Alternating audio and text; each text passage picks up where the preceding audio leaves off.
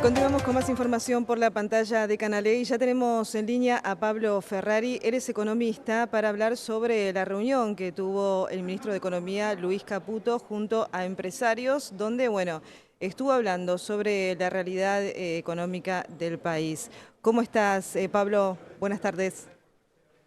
¿Cómo estás? Buenas tardes.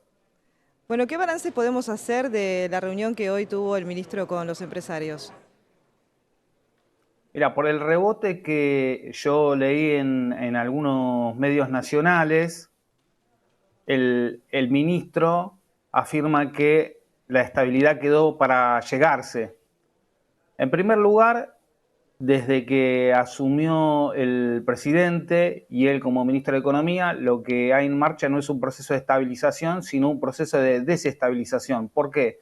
Esto lo explicó el propio ministro de Economía, afirmó que había precios relativos, los precios más importantes de la economía reprimidos, en particular el dólar y la energía, no habló del salario. Entonces, el proceso que estamos viviendo desde diciembre del año pasado es la suba del precio de estos precios relativos, el dólar y la energía, y el salario se mantiene más o menos planchado. Si bien es verdad que el tipo de cambio, el precio del dólar, se mantuvo después de semejante incremento en torno al 120%, más o menos estable, lo que a todas luces queda claro es que no hay estabilidad. Por eso se percibe el aumento permanente de los precios, la caída de la economía, signos fuertes de desempleo.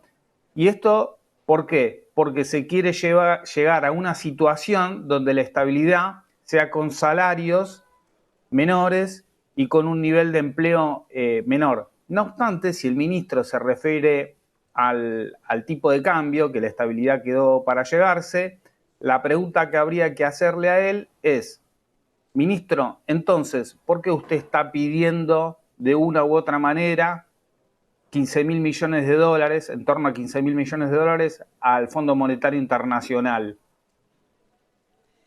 Y Pablo, con respecto a la inflación, ¿están dadas las condiciones o es posible llegar a un dígito como el gobierno tiene previsto realizarlo? Queda sujeto de acá a mediados de año, que es la meta del gobierno, ¿qué va a pasar en marzo y en abril con el tipo de cambio? Queda claro para cualquier argentino, para cualquier argentina, que una variación importante en el tipo de cambio se expresa en un pasaje a precios, ¿no? Ni hablar que desde diciembre lo estamos viviendo. Por lo tanto, me parece que lo que les estaba diciendo el ministro de Economía y lo que estaba tratando de hablar en general es que en principio él no querría incurrir en un incremento del tipo de cambio para que no pase esto. No obstante, para eso tiene que convencer a quienes liquidan exportaciones de que no va a aumentar el tipo de cambio y que no pueden ejercer presión suficiente para hacerlo. Entonces queda sujeto en gran medida a qué va a ocurrir con el tipo de cambio. Después, la inflación, de alguna manera, viene mermando por las propias explicaciones del ministro y del presidente, que es que no se puede convalidar suficiente nivel de precios, y esto se explica en que no se llega a fin de mes, que se compra menos carne, que se pudre la principal bebida gaseosa en las góndolas, que baja el consumo de cerveza y que baja en general el consumo de alimentos. Es decir, un nivel tan importante de precios ni siquiera se puede convalidar. Por lo tanto, eso se expresa de otra manera, con una recesión. También, bueno, Eso podría ser, volviendo a lo que vos me preguntabas, sí. que sí, que vaya disminuyendo el nivel de inflación. Ahora, ¿qué sentido tiene medir en sí mismo el nivel de inflación minorista si cuando uno mide inflación minorista sobre todo está pensando en el consumidor? En gran medida el consumidor, su ingreso es el salario. Y si el salario baja más en términos reales, es decir, baja el poder adquisitivo, ¿qué sentido tiene lograr reducir la inflación? Acá lo que se está escondiendo es que lo que está bajando a la variable objetivo es la reducción del salario real y las jubilaciones. Sí, bueno, se pone el foco, sí, como bien decís, en bajar la inflación y no en los salarios. ¿Por qué crees que esto se está dando de esta manera y qué tendría que hacer también el gobierno, ¿no? Para poner el foco en los salarios, que es lo más importante también para las familias. Es el objetivo de política económica. De manera muy sintética lo expresó el ministro de Economía el 12 de diciembre del año pasado cuando dijo, hay precios reprimidos. Se refería en particular al dólar y a la energía. Sin embargo, el salario es el precio del trabajo. No dijo que estaba reprimido, los otros estaban reprimidos.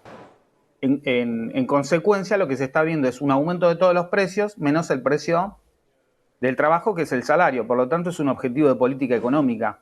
Llegar a estabilizar con salarios reales menores y ahí, bueno, decir, bueno, ahora sí podemos estabilizar, porque ya se bajó el salario, que es la principal variable objetivo que se está buscando reacomodar. Y Pablo, se habla de una V en la economía, esta caída y recuperación. ¿En qué momento crees que estamos transitando ahora? ¿Se verá en algún En momento la primer luz lugar, al final del túnel, como dicen? en primer lugar, todavía se está en una etapa de caída, ¿no? Todos los indicadores muestran eso. Por otro lado, cuando se habla de un rebote en B, no sé bien cómo expresarlo para que vean los televidentes, algo así, ¿no? Una caída abrupta y una suba más o menos abrupta. Lo que está escondiendo ese concepto es que la estructura económica no se modifica, por eso puede comportar ese movimiento. Sin embargo, una de las principales políticas fue prácticamente la paralización de la obra pública. La obra pública, la construcción es la madre de las industrias, es lo que tracciona todo. Por lo tanto, si vos eso no lo reactivás, no va a haber una reactivación en vez de la economía, porque tu estructura va a quedar modificada. Entonces, seguro no va a ser en B. Bueno, Pablo, muchísimas gracias por este análisis.